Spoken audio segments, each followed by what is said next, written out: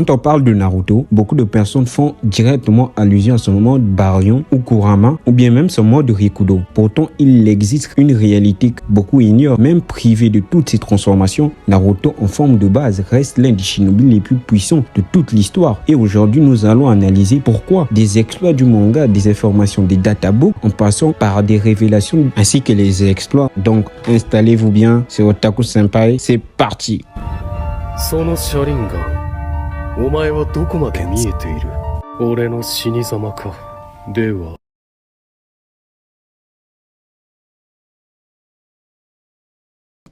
Commençons premièrement par un fait que beaucoup de personnes oublient. Naruto adulte possède un corps qui est arrivé à son apogée. Contrairement à son adolescence, où il devait encore développer son potentiel, Naruto est désormais dans la période où ses capacités physiques atteignent leur maximum. Sa force, sa vitesse, ses reflets, endurance sont naturellement bien supérieurs à ceux qu'il possédait durant la 4e guerre. Le simple fait de pouvoir échanger des coups avec un être divin, c'est déjà un exploit colossal. Et le meilleur exemple, c'est Momoshiki. Lorsque Momoshiki attaque durant l'examen Chunin, Naruto ne se transforme pas instantanément. Il protège tout son village. Il enquête l'explosion destinée à des milliers de civils. Il affronte Momoshiki en forme de base durant quelques instants.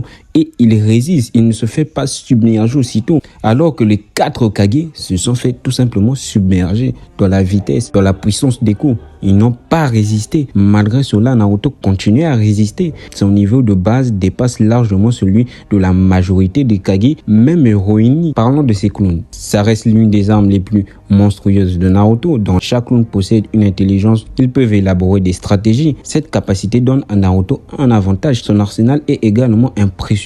Le Rasengan classique, le Rasengan, le Super Rasengan, le Dama Rasengan, le Rasengan compressé et les variantes créées par plusieurs clones. Les Rasengan alimentés par l'énergie naturelle, les techniques de scellement apprises au fil des années, la coopération avec les crapauds du monde Myoboku, sans oublier sa maîtrise des 5 natures de chakra. Mais je ne pense pas que ce sont des techniques phares à Naruto, donc même s'il ne l'utilise pas constamment, ils font partie de son arsenal. Contre Delta, il arrive à gérer, et ça en forme de base. Juste en forme de base, il arrive à gérer. Et je vous rappelle que Delta, c'est un adversaire très coriace. Je crois même qu'elle tabasse Jubidara. Mais si en forme de base, il est déjà impressionnant, alors le véritable changement arrive en mode ermite. Beaucoup oublient que Naruto est considéré comme l'un des plus grands utilisateurs de cette technique. Contrairement à Jiraiya, ce mode ermite est parfait, aucune transformation incomplète. L'énergie naturelle est absorbée de manière parfaite et équilibrée. Dès son activation, toutes ses statistiques explosent. Sa force physique devient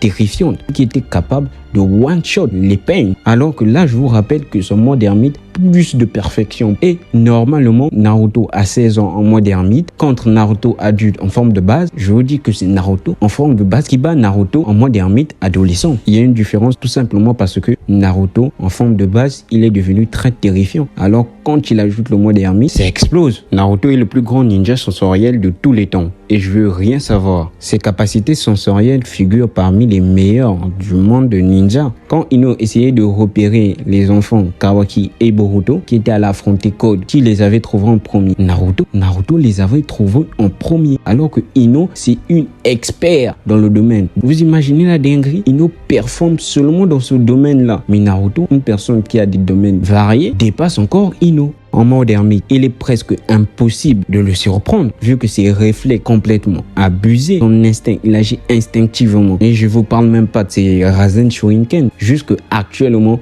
il ne peut pas faire ça tout simplement parce que les ennemis en face peuvent absorber les techniques. Sinon, il est capable de balancer un orbe Shuriken. Voilà pourquoi je dis aussi que Naruto, forme de base, tabasse Hashirama. Mais ça, c'est un autre débat. Son expérience acquise au fil des combats avec des ennemis quasi divins. Alors, à ton avis, à qui peut-on comparer Naruto adulte en mode ermite dans Boruto? Sa maîtrise du chakra, son intelligence, ses clowns, ses capacités sensorielles, son endurance, son expérience, son mode ermite suffisent déjà à faire de lui l'un des personnages les plus puissants de son verse. Et c'est peut-être ça la plus grande preuve de son évolution. Au début de l'histoire, Naruto devait emprunter de la force à Kurama pour survivre. Aujourd'hui, même sans sa transformation, il est déjà capable de rivaliser avec des adversaires qui dépassent de très loin le niveau des Kages anciens.